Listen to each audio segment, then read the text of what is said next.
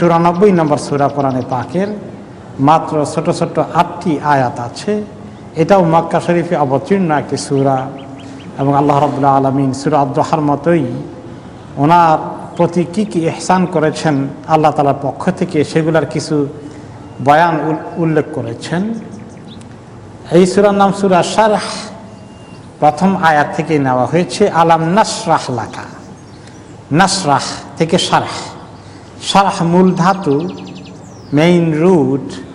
শারহ মানে হলো খোলামেলা, খুলে দেওয়া। শারহ মানে ব্যাখ্যা করা। এই জন্য বিভিন্ন কিতাবের ব্যাখ্যা যেগুলো আছে শারহ বলা হয়, যেমন ফাতহুল বারি, শারহ সাহিহ আল বুখারী। শারহ মানে কোনো কিছুকে খোলাসা করে দেওয়া, মুক্ত করে দেওয়া, ব্যাখ্যা করা, এই সমস্ত সেন্সে আসে। তো আল্লাহ তাআলা বলছেন, আলাম নাশরাহ লাকা সাদরাকা, আমি কি আপনার সদর মানে চেস্ট, বুক, এই বুককে খুলে দেই নাই, প্রশস্ত করে দেই নাই, আলোকিত করে দেইনি? হ্যাঁ, আই নাওয়ারনাহু ওয়া জাআলনাহু ফাসিহান রাহিবান ওয়াসিআন, আপনার অন্তরকে আমি আলোকিত করে দিয়েছি, অন্তরটাকে কোষাদা করে দিয়েছি, প্রশস্ত করে দিয়েছি। মানুষের দিলটা যদি খোলা থাকে, বড় থাকে, আমরা খুব ভালো চোখে দেখি, বলি লোকটার খুব দিল খোলা, বলি না? আমরা বলি, এটা ভালো জিনিস। আর কারো মাইন্ড যদি খুব একেবারে ক্লোজ থাকে, অন্তরটা একেবারে চিপা থাকে, আমরা তাকে বলি খুব কঠিন হৃদয়ের, অথবা বলি খুব মানে সংকীর্ণ মনা, ন্যারো মাইন্ড, সংকীর্ণ, চিপা, মনটা খোলা নয়। তো আল্লাহ তাআলা ওনাকে বলছেন যে আমি আপনার অন্তরকে খুলে দিয়েছি, প্রশস্ত করে দিয়েছি। এটা ফিজিক্যালি হয়েছে আর স্পিরিচুয়ালি হয়েছে।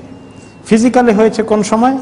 ওনার সিনা চাক হয়েছে, শারহে সাদর করে দেওয়া হয়েছে যখন হালিমার ঘরে ছিলেন তখন একবার, তারপরে মেরাজে যাওয়ার সময় করে দেওয়া হয়েছে। ফিজিক্যালি আল্লাহ তাআলা ক্লিন করেছেন, অন্তরের কিছু সংকীর্ণতাকে দূর করে দিয়েছেন। আর এটা হলো ফিজিক্যালি। স্পিরিচুয়ালি আল্লাহ তাআলা ওনাকে অনেকগুলো সুন্দর আখলাক দিয়েছেন, চরিত্র দিয়েছেন, ঈমানের আলো দ্বারা নুরানি করেছেন। যখন মানুষের মধ্যে ঈমান আসে, তার কাছে ইলম আসে, তার কাছে আমল আসে, এগুলো যখন সে করে তখন সে লোকটা আসলে অনেক আলো পেয়ে যায়, নুরানি হয়ে যায়। সে কথা আল্লাহ তাআলা অন্য আয়াতে বলেছেন, ফামান ইউরিদিল্লাহু আন ইহদিয়াহু ইয়াশরাহ সাদরাহু লিল ইসলাম, যাকে আল্লাহ তাআলা হেদায়েত দিতে চান তার অন্তরকে আল্লাহ তাআলা খুলে দেন ইসলামের জন্য। ইসলামের কথা তার অন্তরে সাংঘাতিকভাবে ঢুকে পড়ে, সে দিন ইসলামের সুন্দর কথাগুলোকে খুব ওয়েলকাম করে। তার অন্তরটা দিনের জন্য মুক্ত হয়ে যায়, উন্মুক্ত হয়ে যায়। আর কিছু লোক আছে দিনের কথা মোটেই শুনতে চায় না, তাদের অন্তরগুলোকে তালা লাগিয়ে বন্ধ করে রাখা হয়েছে। সে কথা আল্লাহ তাআলা আরেক আয়াতে বলেছেন, আফালা ইয়াতাদাব্বারুনাল কুরআন আম আলা কুলুবিহিম আকফালুহা, এই লোকগুলো কি, এই কাফের বেদিন লোকগুলো কোরআনের কথা শুনে একটু চিন্তা করে না, একটু মনোযোগ দেয় না, একটু মন লাগিয়ে শুনে না, নাকি তাদের অন্তরগুলো তালা দিয়ে বন্ধ করে দেওয়া হয়েছে, একেবারে তালা দিয়ে লাগিয়ে বন্ধ করে দেওয়া হয়েছে? তাহলে বন্ধ করে রাখা বিপরীত হচ্ছে খুলে দেওয়া। আল্লাহ তাআলা রাসূলুল্লাহ সাল্লাল্লাহু আলাইহি ওয়াসাল্লামকে এত সুন্দর করে দ্বীনের ইলম দিয়ে, নূর দিয়ে আলোকিত করেছেন, অন্তরটাকে কোষাদা করে দিয়েছেন। এটা হলো দ্বীন, ঈমান, হেদায়েতের আলো। অপর দিক থেকে এই কারণেই ওনার চরিত্রটাও খুব মহৎ হয়েছে, মনটা অনেক বড়, আত্মার বড় হৃদয়ের হয়েছে, মানুষকে সহজেই ক্ষমা করতে পেরেছেন, সবর বেড়ে গেছে। অন্তর যখন বড় হয়, আমরা খুব বড় দিনের লোক, শুধু দানশীল নয়, তিনি অনেকগুলো গুণের অধিকারী হয়ে যান। ওই সময় লোকটা যার দিলটা খোলা থাকে, তিনি অনেক সৎ গুণের অধিকারী হন। তিনি মানুষকে দরাজ দিলের সাথে দান করতে পারেন, তিনি মানুষের অনেক কষ্টকে সহ্য করতে পারেন, তিনি অনেককে ক্ষমা করতে পারেন, তিনি মানুষকে কষ্ট না দিয়ে নিজেকে সংবরণ করতে পারেন। এসব গুণ থাকে যখন তার দিলকে আল্লাহ তাআলা কোষাদা করে দেন। সুন্দর সুন্দর চারিত্রিক গুণগুলো দিয়ে তিনি মহৎ হয়ে যান, তিনি আলোকিত, অন্তরের অধিকারী হয়ে যান। এইরকম আল্লাহ তাআলা ওনাকে করে দিয়েছেন। এই জন্য রাসূলুল্লাহ সাল্লাল্লাহু আলাইহি ওয়াসাল্লামের সংস্পর্শে যারাই এসেছে ব্যক্তিগত গুণ মহানুভবতায় মুগ্ধ হয়ে গেছেন। এবং সে কথা আল্লাহ তাআলা নিজে সার্টিফিকেট দিয়েছেন, ওয়া ইন্নাকা লাআলা খুলুকিন আযীম। আপনি এত সুন্দর চরিত্রের উপর প্রতিষ্ঠিত, আপনার চরিত্র এত মহৎ, আল্লাহ তাআলা নিজে সার্টিফিকেট দিচ্ছেন। কত গুণের অধিকারী হলে, কত মহৎ হলে, কত মহান আত্মার অধিকারী হলে এমন হতে পারে। এটা আল্লাহ তাআলার দান। মানুষ ইচ্ছে করলেই ভালো হইতে পারে না। ভালো হওয়ার জন্য কার সাহায্য লাগে? আল্লাহ তাআলার সাহায্য লাগে, তৌফিক লাগে। এই জন্য আমরা ভালো হতে হলে, নেককার হতে হলে, দিনদার হতে হলে, ভালো চরিত্র অধিকারী হতে হলে, ভালো ভদ্রতা নম্রতার আচরণ করতে হলে, অমায়িক ব্যবহার শিখতে হলে কার কাছে দরখাস্ত দিতে হবে? আল্লাহ তাআলার কাছে।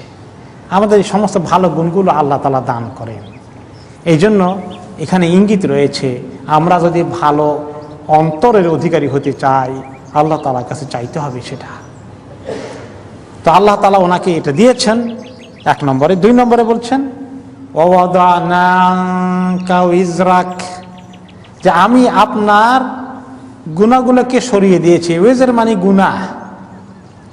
এখন নবীদের গুনাহ হয় কি না এটা একটা বড় বিষয়। আমরা আরেকটি আয়াতে কোরআনে পাকে দেখি, আল্লাহ তাআলা বলেছেন লিয়াগফির লাকাল্লাহু মা তাকাদ্দামা মিন যামবিকা ওয়া মা তাআখার। আল্লাহ তাআলা চেয়েছেন যে তিনি যেন আপনার গুনাহ যেগুলো আগে করা হয়ে গেছে, যেগুলো পরে করা হয়েছে, সবগুলো যেন আল্লাহ তাআলা মাফ করে দেন। এখন গুনাহ মাফের কথা বলা হয়েছে, কোন গুনাহ? নবীরা তো মাসুম, গত সপ্তাহে আসছিল। এই প্রসঙ্গে অনেক তাফসির আছে, লম্বা চড়া কথা আছে। কোন কোন মুফাসসির বলেছেন নবীদের সগীরা গুনাহ হয়ে যেতে পারে, এটা ইজিলি ছোটখাটো জিনিস আল্লাহ তাআলা মাফ করে দেন, যেহেতু ওনারা মানুষ, ফেরেশতা নন। কিন্তু বড় গুনাহ থেকে আল্লাহ তাআলা মাসুম করেছেন, প্রোটেকশন দিয়েছেন। আবার কেউ কেউ বলেছেন গুনাহ বলা ঠিক না, লাগজাস, খাতা, ত্রুটি, বিচ্যুতি। গুনাহ শব্দটার মধ্যে ইচ্ছা করে গুনাহ করার একটা মানসিকতা থাকে, কিন্তু ভুল ত্রুটি অনিচ্ছাকৃত হয়ে যায়, কোনো গুনাহ করার ইচ্ছা থাকে না, হয়ে গেল বেখেয়ালে হয়তোবা, এইটা এদুর বলা যায়।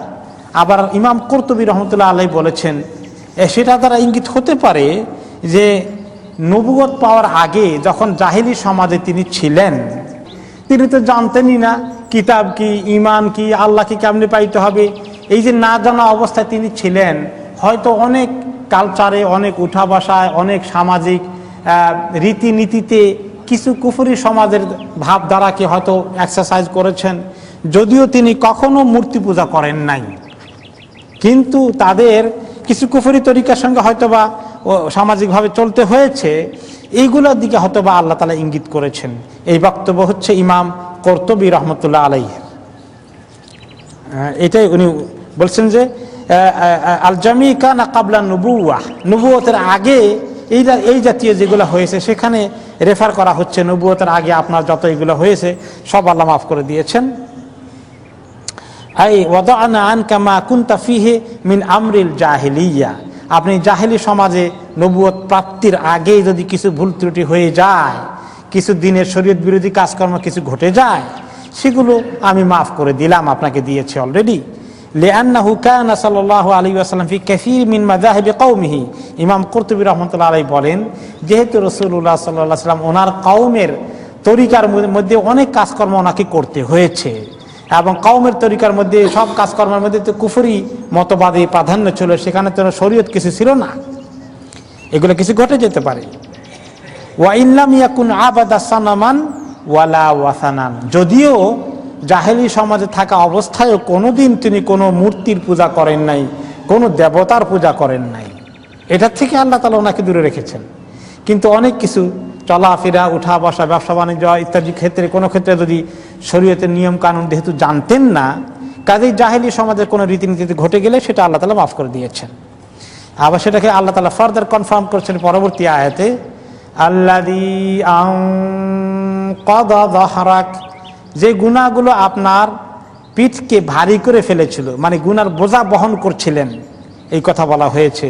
আই আসকালাহু, অনেক বেশি হেভি ওজন হয়ে গিয়েছিল, কিন্তু আল্লাহ তাআলা মেহেরবানি করে এই গুনার বোঝা সব আপনার কাছ থেকে সরিয়ে দিয়েছেন। আপনাকে আল্লাহ তাআলা হালকা পাতলা করে দিয়েছেন। নবুয়তের পর থেকে আল্লাহ তাআলা আপনাকে বরাবর গাইড করেছেন। আপনাকে আর কোনো রাস্তার মধ্যে এসে ঘুরপাক খেতে হয়নি, আপনাকে হেদায়েতের রাস্তার সন্ধান দিয়েছেন আল্লাহ তাআলা। এরপরে ইমাম কুরতুবী আরেকটু বলেন যে নবীদের গুনাহ ছিল, এটা শুনতে কেমন লাগে, কেউ কেউ অবিশ্বাসও করে ফেলে কিনা। তিনি বলেন ওয়াইন্নামা উসিফাত যুনুবুল আমবিয়া বিহাযা সিকাল, নবীদের কি আর গুনাহ হয়েছে। জাহিলিয়াতের অবস্থায়ও, নবুয়ত প্রাপ্তির আগেও তো নবীরা ভালো মানুষই ছিলেন সমাজের মধ্যে, তাই না? নবীরা তো সবচেয়ে ভালো মানুষ, এমনকি নবুয়ত প্রাপ্তির আগেও ভালো মানুষ।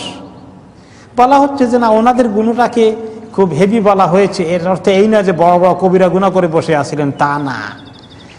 বরঞ্চ ওনাদের মা কাউনিহা মাগফুরাতান, তাদের গুনাহকে তো আল্লাহ অলরেডি মাফ করে দিয়েছেন। লাইয়াগফির লাকাল্লাহু মা তাকাদ্দামা মিন যামবিকা ওয়া মা তাআখার, মা অলরেডি মাফ করে দিয়েছেন। এরপরেও ওনাদের গুনার ভারী বোঝার কথা কেন বলা হয়েছে? লিশিদ্দাতি ইহতিমামিহিম বিহা ওয়া নাদামিহিম মিনহা ওয়া তাহাসসুরিহিম আলাইহা।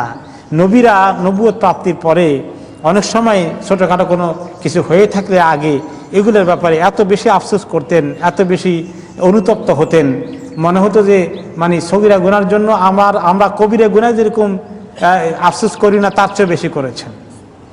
হ্যাঁ, এরকম ওনাদের ফিলিংটা ছিল ভেরি হাই।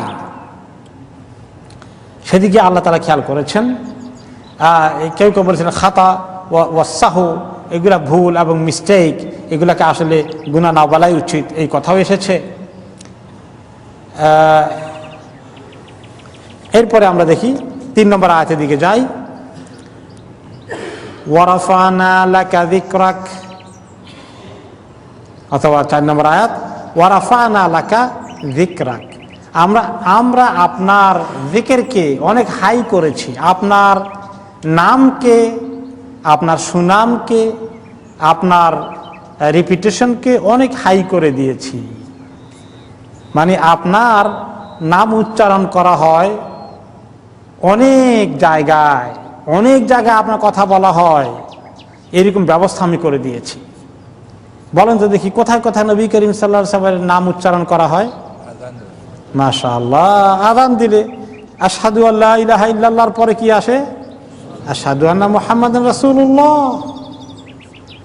তাহলে ওনার নামকে আল্লাহ তাআলা উচ্চারণ করার জন্য এত ব্যবস্থা করে দিয়েছেন। পৃথিবীতে প্রত্যেক দিন কতবার আযান হচ্ছে বলেন দেখি?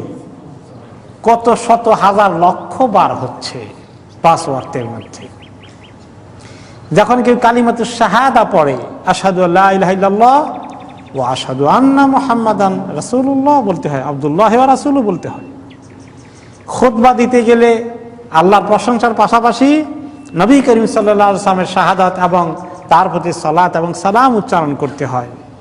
এইভাবে করে নামাজের ভিতরে শুধু আল্লাহকে ডাকা নয়, সালাতান সালাম আসসালামু আলাইকা আইয়ুহান নাবিয়্যু আশহাদু লা ইলাহা ইল্লাল্লাহ, শাহাদা মুহাম্মাদান চলে আসে। এইভাবে করে সকল জায়গায় আল্লাহ তাআলা ওনার এই নাম উচ্চারণ করাটাকে এত ছড়িয়ে দিয়েছেন। পৃথিবীতে মানুষ আল্লাহ তাআলার কাছে যেরকম দোয়া করে, যতবার উচ্চারণ করে, তারপরে যে কোনো মাখলুকের মধ্যে আল্লাহর পরেই যেই যার নাম উচ্চারিত হয় তিনি কে? নবী মুহাম্মদুর রাসূলুল্লাহ সাল্লাল্লাহু আলাইহি ওয়াসাল্লাম। সেই কথা আল্লাহ তাআলা ওনাকে শুনিয়ে দিচ্ছেন, ওয়ারাফানা লাকা যিকরাক, আপনার নাম আমি ছড়িয়ে দিয়েছি, উঁচু করে দিয়েছি। কোন কোন সময় তো এটা মহব্বতের সাথে মুমিন মুসলমান মুত্তাকিনরা ওনার নামকে উচ্চারণ করে, আবার দেখা যায় ওনার নামকে ছড়িয়ে দেয় যারা ওনার দুশমন, তারাও ওনার নাম ছড়িয়ে দেয়, অপপ্রচার করে। মক্কা সমাজে তাই ঘটেছে। তিনি খেয়াল করেন যে মক্কার লোকদিকে দাওয়াত দিতে দিতে এরা তো অনেকেই কবুল করে না, অপেক্ষায় থাকেন মক্কার ভিজিটর কখন আসে। তখনও তারা কাবা ঘরে যেত, আশেপাশের জনপদ থেকে, আশেপাশের কবিলেগুলোর থেকে, আশেপাশের শহর অঞ্চল থেকে আসতো। তো নতুন কোনো গ্রুপ আসলে এবং হজের মৌসুম আসলে তখনও তারা উমরা করতো। উমরা করতে আসলে উল্টাপাল্টা উমরা করতো আর কি। উমরা করতে গিয়ে, ভালো উমরা করতে গেলে একেবারে কাপড় সাপড় ছাড়াই ইহরাম করতো, তাওয়াফ করতো। কাজে সব গুনাহ মাফ হয়ে যাবে একদম খালি গায়ে তাওয়াফ করলে। উল্টাপাল্টা করতো কিন্তু আসতো। তো এই নতুন যারা আসে ভিজিটার, তিনি অপেক্ষা থাকতেন তাদের কাছে তিনি দাওয়াত দিবেন। বেশ কিছু লোককে দাওয়াত দিয়েছেন, অনেকে এরকম কবুলও করেছেন, অনেকে এলাকায় গিয়ে আবার দাওয়াত দিয়ে ছড়িয়ে দিয়েছেন। তো মক্কার কাফেররা এখন পাহারা দেয়। তো তারা বলে যে সর্বনাশ, লোকজন তো আসে আর সেই দাওয়াতি টার্গেট নেয়, গিয়ে দাওয়াত পৌঁছাই দেয়। আমরা এক কাজ করতে হবে, যে কোনো কোনখান দিয়ে নতুন লোক ভিজিটর আসে মক্কায় ঢুকে, আমরা তাদের কাছে গিয়ে আগেভাগেই মেসেজ দেব, মুহাম্মাদের কাছে খবর যাওয়ার আগেই নেগেটিভ মেসেজ দিয়ে দিব। কি মেসেজ দিতে? শোনো, আমাদের সমাজে একটা পাগল আছে, কি যে উল্টাপাল্টা খালি বলে, বাপ দাদা 14 গোষ্ঠীর ইমান আকিদার বিরুদ্ধে উল্টাপাল্টা কথাবার্তা বলে, খবরদার তার কথা শুনবে না। এত যখন বেশি প্রচার করে সবাই আরো আগ্রহী হয়ে উঠে, আচ্ছা কি কয় শোনা তোর কত দেখি, উল্টাপাল্টা কি কয়, তখন কিউরিসিটি আরো বেড়ে যায়। তো কোনো কোনো তাফসীরে বলা হচ্ছে যে আপনার শানকে দুশমন দ্বারাই বাড়াই দিয়েছে, তারা আপনার নাম অনেক প্রচার করে দিয়েছে। এখন দেখেন মুহাম্মদ সাল্লাল্লাহু আলাইহি ওয়াসাল্লাম ইন্তিকাল করেছেন কতদিন আগে, 1400-1500 বছর আগে। এখনো তার বিরুদ্ধে যা প্রপাগান্ডা করে মাঝে মধ্যে দেখেন তো, তখন প্রপাগান্ডা করে, তাহলে ওনার নামটা ছড়িয়ে যায়। আর তিনি মুসলমানদের এই দিনকে নিয়ে আসছেন, তিনি তাদের নেতা, তিনি তাদের সবচেয়ে বড় ব্যক্তিত্ব। এগুলো মানুষের কাছে অনেক সময় নন মুসলিমদের মধ্যে আরো বরঞ্চ কারো কারো কাছে আগ্রহের সৃষ্টি করে। আচ্ছা কি এত কথা বলে তার সম্পর্কে, সে নাকি সন্ত্রাসী ছিল, নাউজুবিল্লাহ, কি সন্ত্রাস করছে দেখি একটু পরিধান। যত অপপ্রচার করে আরো বেশি জানার জন্য মানুষের মধ্যে আগ্রহ পয়দা হয়, তো কাজে বেশি সুবিধা করতে পারে না, অনেক সময় বুমেরাং হয়ে যায়। তাদের উল্টা প্রচারণা মানুষের মধ্যে আরো বেশি জানার আগ্রহ পয়দা করে ফেলে। সেজন্য আল্লাহ তাআলা বলেন যে ওরাফান আলাকা যিকরাক, আমি আপনার নামকে ছড়িয়ে দিয়েছি, কত তরিকার শানকে উঁচু করে দিয়েছি। আবার দেখে আরেক তরিকায় অনেক নন মুসলিম আছে যে তারা ওনার প্রতি ঈমান আনে না, মুসলমান হয় না, কিন্তু ওনার স্বীকৃতি দেয় অনেক বড় বড় পণ্ডিতরা দিয়েছে। এদেশের যে বার্ট্রান্ড রাসেল, তাই তো, সেই তো বলছিল বোধহয়, সে বড় দার্শনিক ফিলোসফার, যে আমার দৃষ্টিতে এই পৃথিবীর অশান্তি দূর করতে হলে এমন একজন নেতার দরকার, এমন একজন ব্যক্তিত্বের দরকার যার এত সুন্দর যোগ্যতা এবং কোয়ালিটি, গুণাগুণ আছে।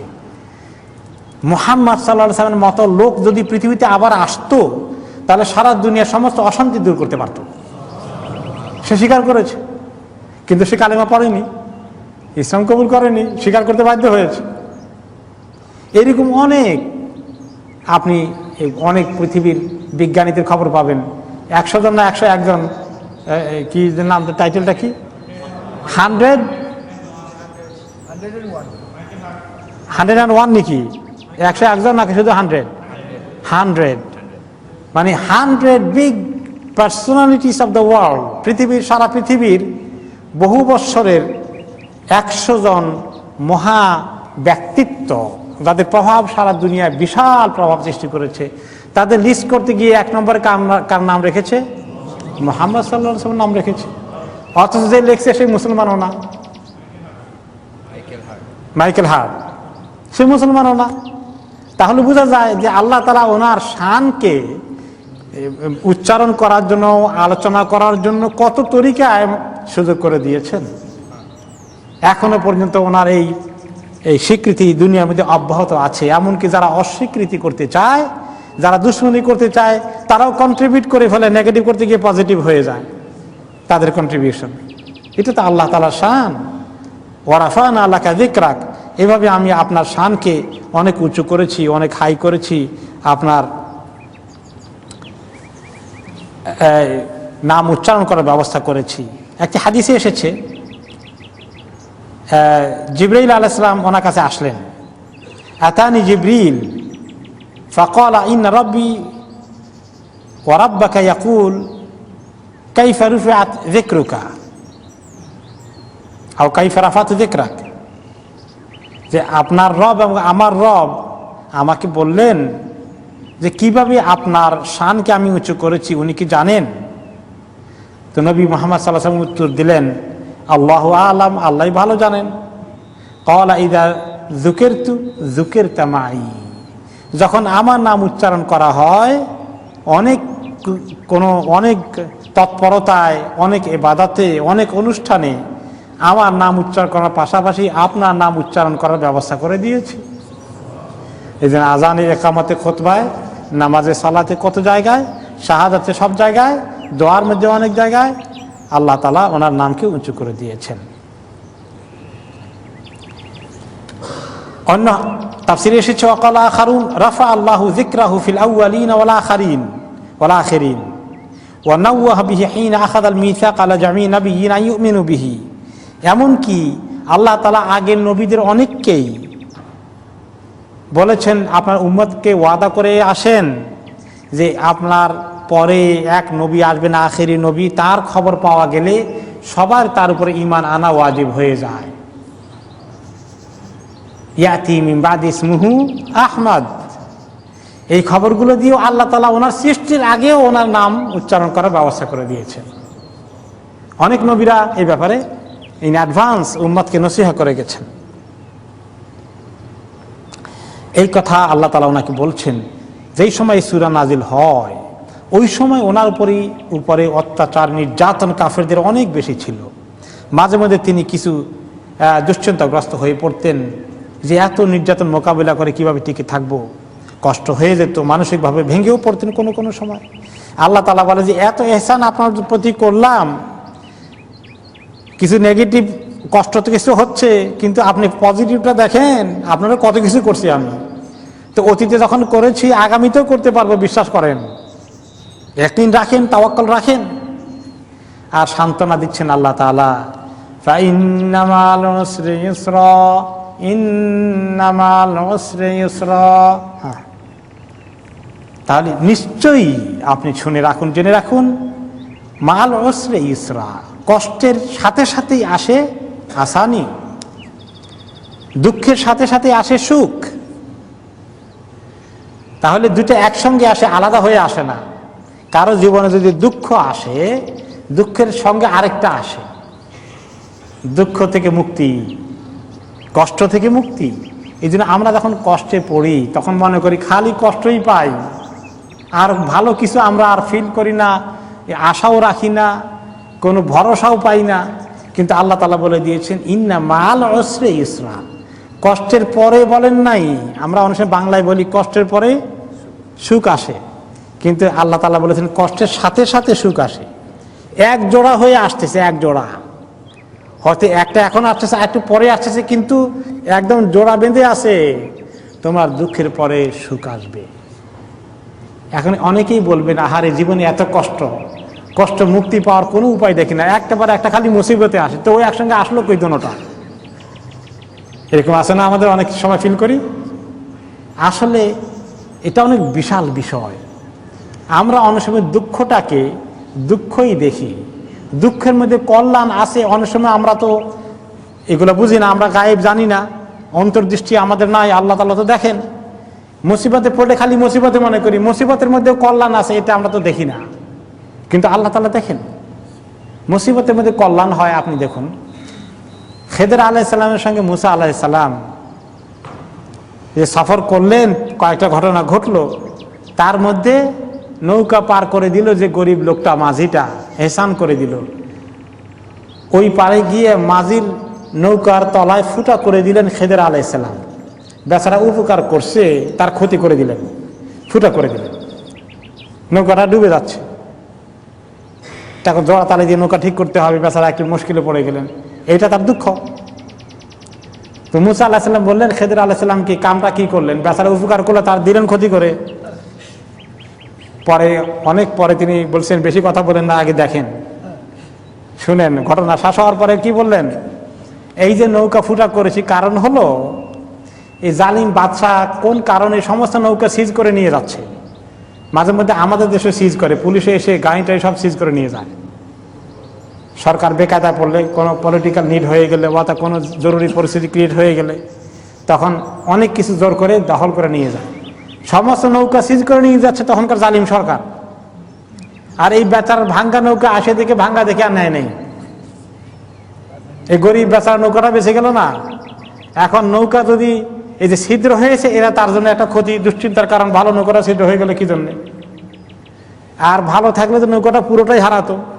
অল্প ক্ষতি করে দিয়ে আল্লাহ তাআলা বড় ক্ষতি থেকে তাকে বাঁচাই দিলেন। তাহলে দুঃখের মধ্যে কল্যাণটা যে আছে, মাঝি কি টের পেয়েছে কিছু? সে কিছুই বুঝে নাই। হয়তো যখন সবার নৌকো নিয়ে গেছে তারটা নেয় নাই, তখন গিয়ে বুঝছে হায় রে, নৌকাটা ফুটে হয়ে তো আমার ভালোই হলো, এখন আগে মন খারাপ হয়ে গেছিল। তাহলে দেখেন এক্সাম্পল নেই আমরা যে দুঃখের সঙ্গেই কামিয়াবি থাকতে, কল্যাণ থাকতে পারে, আসান থাকতে পারে। এই জন্য অনেক কষ্ট আমাদের বড় কল্যাণ নিয়ে আসে। আমাদের যখন অসুখ বিসুখ হয়ে যায় কষ্ট লাগে, অনেক কিছু মিস করি আমরা, খুব খারাপ লাগে, আমার এত অসুখ হয়ে গেল, হঠাৎ করে এই অবস্থা গেল, কত কষ্ট পাচ্ছি। কিন্তু এই অসুখটা যদি আমি মন খারাপ না করে আল্লাহর তাকদিরের ফয়সালাকে মেনে নেই, তাকদিরের ফয়সালাকে মেনে নেওয়ার অর্থ চিকিৎসা করবো না তা না, তাও করব, কিন্তু এরপরে অসুখের কষ্ট নিশ্চয় যখন আমার হওয়ার কারণে আমার লাভ কি হচ্ছে বলেন তো? গুনাহ মাফ হয়ে যায়, গুনাহ মাফ হয়ে যায়। কিয়ামতের দিন যদি দেখা যায় অনেক লোকের অসুখ মাফ বেশি হওয়ার কারণে এত গুনাহ মাফ হয়ে গেছে, সে যে সবর করেছিল, সবর করার কারণে আল্লাহ তাআলা তাকে পাক সাফ করে দুনিয়া থেকে গুনাহ ছাড়া আখিরাতে নিয়ে গেছেন, আর সদা জান্নাতে চলে গেছে। তো দুনিয়ার কষ্টটা তার জন্য কি কল্যাণ নিয়ে এসেছে না? ইন্নামা আল উসরি ইউসরা, কত বড় কামিয়াবি, কত বড় প্রশস্তি, কত বড় কামিয়াবি তার দুনিয়া আখিরাতে ঘটে গেল। এরকম অনেক কিছুতে আমাদের যে পেরেশানিতে আসি, যে কষ্টে আসি, এটা দূর করার চেষ্টা করি, কিন্তু মনে রাখি আমার আল্লাহ তাআলার প্রতি ঈমান থাকলে, আমি সবর করলে, আল্লাহ তাআলার প্রতি অসন্তুষ্ট না হলে, তাকদীরের ফয়সালা ভালো মন্দ আল্লাহর পক্ষ থেকে ঘটে, এগুলোকে বিশ্বাস করলে আমার জন্য কোন ধরনের কল্যাণ আল্লাহ তাআলা দিবেন আমি জানি না, এর মধ্যে খায়ের আছে, এটাকে বিশ্বাস করা উচিত। এবং আল্লাহ তাআলা নিজে আমাকে উদ্ধার করে ফেলতে পারেন, এই দুঃখ চলে যেতে পারে, এই আশা ভরসা নিয়ে চলা উচিত। হতাশ হওয়া ঠিক না। আল ইয়াসু মিনাশ শাইতান, দুঃখ মুসিবতে পড়লে হতাশ করে দেয় কে? শয়তান আসে কন্ট্রিবিউট করে, ঈমান আকীদা নষ্ট হয়ে যায়, মানুষ আল্লাহ তাআলার প্রতি অসন্তুষ্ট হয়ে যায়। কেন আল্লাহ আমার এত বিপদ আমি বুঝি না।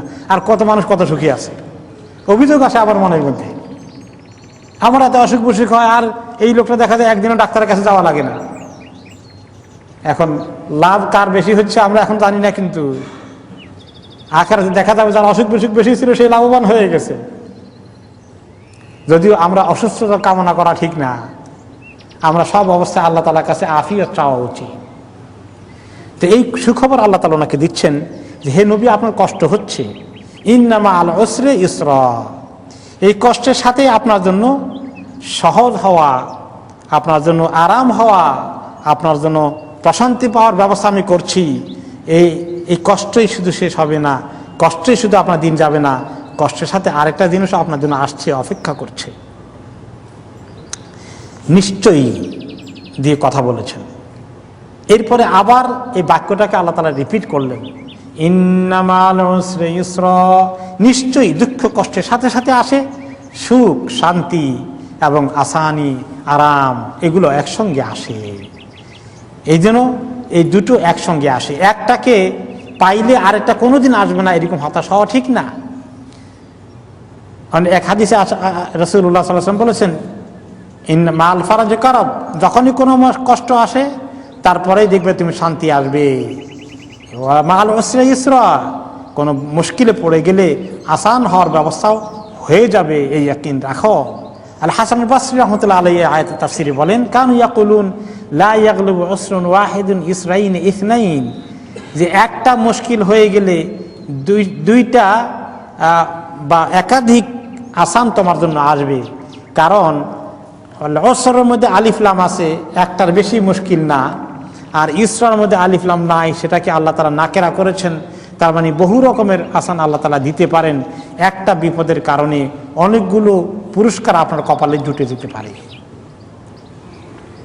লান ইয়াগলিবা উসরুন ইসরাইন, এই কথা অনেক হাদিসে এসেছে যে আল উসর আল আউয়াল আইন সানি ওয়াল ইসরু তাআদ্দুদুন, একাধিক মুক্তি আল্লাহ তাআলা দেবেন মানে অল্প কষ্টের বিনিময়ে। তাহলে কষ্ট আসলে মানুষ হতাশ যেন না হয়। নবী করিম সাল্লাল্লাহু আলাইহি ওয়াসাল্লাম এত কষ্ট পেয়ে মক্কার জীবনে অত্যাচারিত নির্যাতিত হয়ে তিনি যেন আশা ছেড়ে না দেন, ওনার এই মানসিক বল যোগানোর জন্য আল্লাহ তাআলা ওনাকে সুসংবাদ দিলেন। এরপরে আল্লাহ তাআলা বললেন যে শান্তি পাওয়ার জন্য, আল্লাহর রহমত পাওয়ার জন্য আপনি আল্লাহর কাছে আসবেন, যত মুসিবতে পড়বেন তত আল্লাহর কাছে আসবেন। ফাইযা ফারাগতা ফানসাব ওয়া ইলা রাব্বিকা ফারগাব, যখন আপনি একটু ফ্রি টাইম পান, যখন আপনার সময় হয়, ব্যস্ততা কমে যায়, তখন একে আল্লাহর কাছে এসে দাঁড়িয়ে যান। ফানসাব, দাঁড়িয়ে যান নামাজ পড়ার জন্য। ওয়া ইলা রাব্বিকা ফারগাব, আপনার রবের কাছে অনেক কিছু চান, আপনার রবের রহমতের আশা করেন, তার কাছে মাগফিরাত চান, তার কাছে জান্নাতের দরখাস্ত দেন। এখন এই যে ব্যস্ততা থেকে ফ্রি হওয়া, কোন ব্যস্ততা? এর অনেক তাফসীর এসেছে। একটা হয়েছে ইদা ফারাগতা মিন উমুরি দুনিয়া ওয়া আশগালিহা, যখন দুনিয়ার ব্যস্ততা আপনার একটু কমে যায়, দিনের বেলা অনেক সময় দুনিয়ার ব্যস্ততা নিয়ে আপনি বিজি থাকেন, সংসারের উপায়, রুজি রোজগার এগুলোর জন্য ব্যস্ত থাকেন। ও কাতাতা আলা ইকাহা, এবং আল্লাহ দুনিয়ার কাজকর্ম যখন শেষ হয়ে যায় রাতের বেলায়, ফানসাব ইলাল ইবাদা, তখন ইবাদতে মনোযোগী হয়ে যান। ওয়াকুম ইলাইহি নাশীতান ফারিগাল বাল, এমনভাবে দাঁড়ান মাথার মধ্যে কোনো টেনশন রাখবে না, আল্লাহ তাআলার কাছে মনোযোগ দিয়ে নামাজের মুসল্লায় দাঁড়িয়ে যান। ওয়াখলুস লিরাব্বিকা নিয়াতা ওয়া রাগবা, আর যে কোনো আমলে ইবাদতে খালেস নিয়াতে একমাত্র আল্লাহমুখী হয়ে আপনি দিনের কাজগুলো করবেন, এরকম পিওর নিয়ত নিয়ে দাঁড়িয়ে যান। আর কোন কোন রিওয়ায়াতে এসেছে ইযা ফারাগতা মিনাল ফারাইদ ফানসাব ফি কিয়ামিল লাইল, যে ফরজ শেষ করেই ডিউটি শেষ করবেন না, আর একটু নফল সুন্নতের দিকে যাবেন। কিয়ামুল লাইল ফরজ নয়, কিন্তু ফরজের দিকে শেষ করেও নফলের দিকে যাওয়া উচিত। ফানসাব বাদা ফারাগিকা মিনাস সালাতি ওয়া আনতা জালিস, কোন কোন তাফসীরে এসেছে নামাজ শেষ হয়ে গেলে দৌড় দিয়ে বাইরে চলে যাবেন না, বসেন কিছুক্ষণ, অনেকক্ষণ জিকির আযকার দোয়া তাসবিহ এগুলো করেন। ফাইদা ফারাগতা মিনাস সালাহ ফানসাব লিরাব্বিকা বিদ-দুআ ওয়া যিকর, আমরা যে অনেকে নামাজের সালামটা ফিরালেই হয়েছে খালি, তারপরে দৌড় দিয়ে বাইরে হয়ে যায়। কেউ কেউ অবশ্য বাইরে গিয়ে ঘরে গিয়া সুন্নত নফল পড়েন, এইটা ঠিক আছে, হাদিসে আছে যে ফরজ নামাজ মসজিদে পড়া উত্তম, নফলটা সুন্নতটা ঘরে পড়া উত্তম। এই তরিকায় কেউ গেলে সেটা ঠিক আছে, কিন্তু মসজিদ থেকে বাইরে হয়ে ফায়ারে গিয়ে গল্প গুজব করার জন্য সালাম ফিরাইয়া দৌড় দিয়ে যারা চলে যায়, অনেকক্ষণ বসে তাসবিহ করে না, জিকির করে না, দোয়া করে না, ইস্তিগফার করে না, দরুদ শরীফ পড়ে না, এটা ঠিক হলো না। একদম মৌখিকভাবে একটুখানি বসেই নামাজটা পড়েই সালাম ফিরেই 2 মিনিটে 3 মিনিটে খালাস, মানে তার হাতে কোনো সময় নাই জিকির তাসবিহ পড়া, 3 তাসবিহ পড়বে, বিভিন্ন দোয়া পড়বে, কোনো সময় নেই, এত ব্যস্ত। অথচ ফায়ারে গিয়ে আধা ঘন্টা লেকচার দিতে পারে, বক্তৃতা করতে পারে, মাশাআল্লাহ কত গল্প গুজবে আড্ডা দিতে পারে। এটা না করা উচিত, বরঞ্চ বসে আল্লাহ তাআলার সঙ্গে একটু সম্পর্ক কায়েম করা উচিত, একটু আল্লাহকে সময় দেওয়া উচিত। কোন কোন রিওয়ায়াতে আছে ফাইদা ফারাগতা মিনাল জিহাদ, আপনি অনেক সময় জিহাদ নিয়ে খুব বেশি বিজি থাকতে হয়। বদর, উহুদ, খান্দকে অনেক জিহাদ করেছেন, তাবলীগের কাজ করেছেন, মানুষকে দিনের দাওয়াত দিয়েছেন, ওই সময় তো আল্লাহ তাআলাকে ডাকার সুযোগ হয় না। যখন এগুলো কমে যায়, একটু টাইম পান, কিছু টাইম আল্লাহ তাআলার কাছে নামাজ কালাম দোয়া আজকারের জন্য দেবেন। তো কাজেই আমরা এই যে আমাদের জীবনের ব্যস্ততা আছে, দেখেন ব্যস্ততার ফাঁকি দিয়ে একটু ফরজ নামাজ পড়ি, কয়েক মিনিটে যদি শেষ করে চলে যাই, তাহলে সম্পর্কটা আল্লাহ তাআলার সঙ্গে ঠুনকো হয়ে গেল, খুব হালকা সম্পর্ক হয়ে গেল, খুব সীমিত সময়ের জন্য সম্পর্ক হয়ে গেল। যে ব্যক্তি আল্লাহ তাআলাকে মহব্বত করে, সেই ব্যক্তি আল্লাহ তাআলার সঙ্গে বেশি সময় কাটানোর চেষ্টা করবে। মানুষ যাকে বেশি মহব্বত করে তার সঙ্গে খালি কথা বলতে চায়, কথা ঠিক কিনা বলেন? দেখবেন যে কিছু লোক তো বিয়ের আগে খুব প্রেম করে, খালি কথা বলতে চায়, দেখছেন, খালি কথা বলতে চায়, হায় রে আল্লাহ এত কথা বলতে চায়, খালি টেক্সট করে, খালি এগুলো নিয়ে ব্যস্ত, এত ভালো লাগে কথা বলতে। তো এই যে যাকে আমরা সত্যি, যদি আমরা সত্যি আল্লাহ তাআলাকে মহব্বত করি, তাহলে আল্লাহ তাআলার সঙ্গে সময়টা বেশি কাটালে এটা প্রমাণ হয়ে গেল যে আমি সত্যি আল্লাহকে মহব্বত করি, আল্লাহর সঙ্গে সময় বেশি কাটাতে চাই। নামাজেও আমি একটু তাড়াহুড়া করি না, নামাজের আগে পরেও আমি একটু বসি, কোরআন শরীফ নিয়ে বসলে আমার খালি মজাই লাগে। আর আমরা অনেক সময় দেখা যায় নফসরে জোর করি বসে, হাই রে মজা বলতে কিচ্ছু নাই, তাই না? এরকম লাগে না? কারণ আল্লাহ তাআলার মহব্বতটাকে আসলেই আমরা হাসিল করতে পারিনি। সময় দিলে, একটু এক্সারসাইজ করে মহব্বতটাকে নিয়ে আসলে, তখন দেখা যাবে যে এর মধ্যে কত মজা। কি বলেন দুনিয়ার মধ্যে প্রেম প্রেমিকার কথাবার্তা, সেই মজা কিছুই না আল্লাহ তাআলার কাছে যে মজা আছে আল্লাহ তাআলার সঙ্গে সম্পর্কের মধ্যে।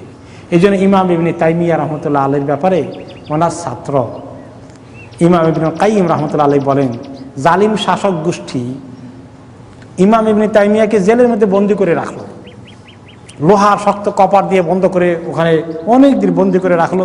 সেই বন্দি অবস্থায় তিনি ইন্তেকাল করলেন।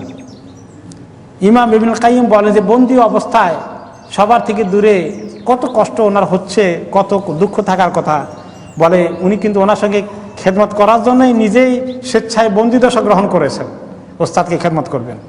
বলে যে আমি ওনাকে খেদমত করতে গিয়ে দেখছি বন্দিদশার কোনো কষ্টর অভিযোগ ওনার কোনো চেহারায় নাই, মনে হয় যেন দুনিয়ার সমস্ত সুখ আর নিয়ামত তিনি ভোগ করতেছেন, এত প্রশান্তি। আর বলেন মাঝে মধ্যে বলতেন, এই জালিমরা যদি জানতো যে আল্লাহ তাআলা কি নিয়ামত আর সুখ আমাদেরকে দিছেন, আল্লাহ তাআলার সঙ্গে মহব্বত কায়েম করে, সম্পর্ক কায়েম করে, আল্লাহ তাআলার খুশি, আল্লাহ তাআলার ইবাদত করার মধ্যে যে কি মজা, তারা যদি টের পাইতো জালিমরা, তাহলে আমাদের কাছ থেকে জোর করে হাইজ্যাক করে কেড়ে নিত। যে এত বড় মজার নিয়ামত আছে। এই হলো যে আল্লাহ তাআলা নবী করিম সাল্লাল্লাহু আলাইহি ওয়াসাল্লামকে বলছেন, ওনাকে বলা শুধু উদ্দেশ্য নয়, আমাদেরকে ওনার মাধ্যমে এই খবর দেওয়া। যখন আমরা দুনিয়ার ব্যস্ততা বেশি হয়ে যায়, দেখা যায় ঠিক মতো নামাজ পড়তে পারি না, কোরআন শরীফ পড়তে পারি না, জিকির আজকার করতে পারি না, আত্মসমালোচনা করতে পারি না, টাইম বের করে একটু সময় দেওয়া আল্লাহ তাআলার কাছে।